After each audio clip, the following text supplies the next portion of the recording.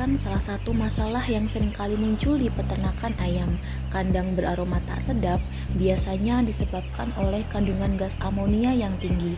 Nah, salah satu solusi yang dapat dipilih adalah dengan budidaya menggunakan sistem closed house.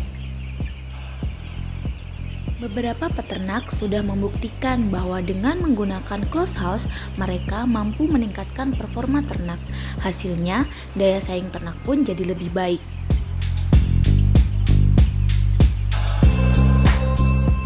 Perkembangan ayam broiler modern di masa kini bisa menjadi alasan paling kuat untuk mengubah kandang dari open house ke closed house. Indeks performa ayam broiler saat menggunakan kandang open house berkisar 260 sampai 370.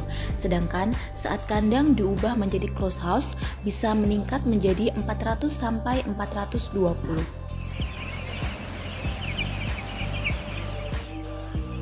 Teknologi closed house itu memang udah lama ada di Indonesia, tapi untuk skala peternakan rakyat baru akhir-akhir ini mulai menggunakan teknologi tersebut. Karena memang secara segi biaya memang sangat mahal.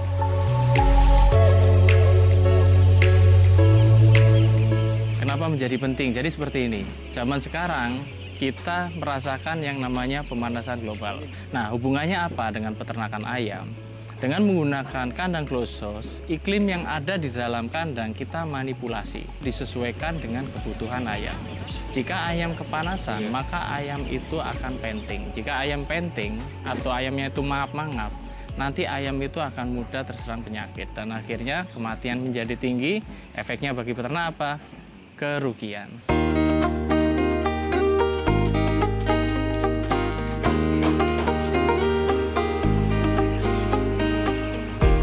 Sederhana sekali untuk mengubah dari tipe open house menjadi closed house. Ini ketutup semua ya. Itu adalah salah satu ciri dari kandang closed house. Intinya satu, ketutup.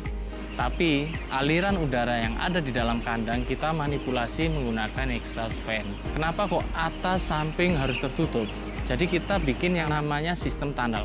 Inlet adalah tempat masuk udara ke dalam kandang dan outlet tempat keluarnya udara dari dalam kandang. Udara di luar kandang dan di dalam kandang pasti akan berbeda suhunya.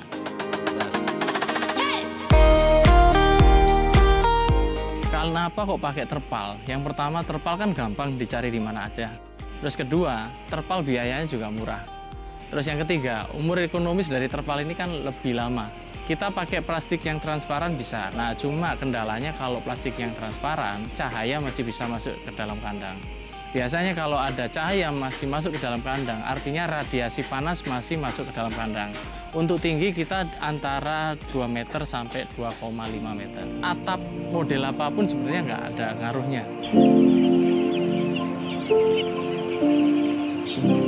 Peternakan rakyat itu kan kendala di lokasi lahan yang mereka miliki. Sebenarnya secara teori perbandingan ukuran itu 1:10.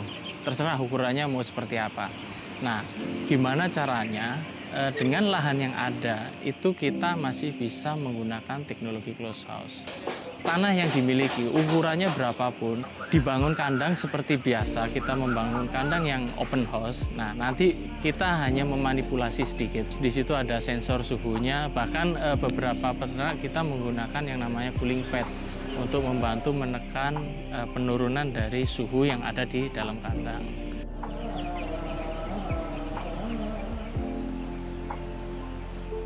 Yang namanya kandang itu pasti butuh air minum. Sangat penting sekali yang namanya sumber mata air. Itu perlu sekali. Dan kemudian gudang pakan. Gudang pakan itu memang harusnya terpisah dari kandang. Biar kandang itu hanya khusus pelihara ayam. Kalau ada pakan di dalamnya kapasitas jadi berkurang. Jadi untuk menghindari kontaminasi penyakit dari luar yang melalui pakan tadi masuk ke kandang juga. Interior itu harus diisi tempat pakan dan tempat minum, itu adalah hal utama untuk menunjang kehidupan ayam. Nah, kalau broiler, kenapa kok harus pakai nipple, kok nggak pakai tube? Untuk efisiensi tempat itu sendiri. Jadi kapasitasnya nggak berkurang. Jadi gini, kalau kampung nggak boleh pakai nipple, karena ayam kampung itu dia suka bertengger. Kalau ini dipakai buat bertengger, goyang-goyang, pecah si pipanya, nanti akan terjadi yang namanya bocor air di dalamnya dan menyebabkan amonia jadi tambah banyak, lembab. Solusinya apa sih kalau buat ayam kampung? Ayam kampung pakai yang sistem air minum otomatis dengan tub itu ada sebenarnya. Nipple 1 dan nipple line yang lain itu harus 2 meter. Jarak yang merah-merahnya itu per 15 sentian kurang lebih. Kemudian itu tempat pakan. Nah, untuk memang tempat pakan belum pakai yang hogger kayak yang kandang khusus yang modern, karena kan memang ya hogger memang secara harga lumayan sih untuk di peternakan rakyat agak berat. Nah, sementara yang kita pakai yang sistem seperti itu tempat pakannya. Nah, kalau jarak antara tempat pakan satu dan tempat pakan yang lain itu per meter persegi kalau bisa dikasih satu.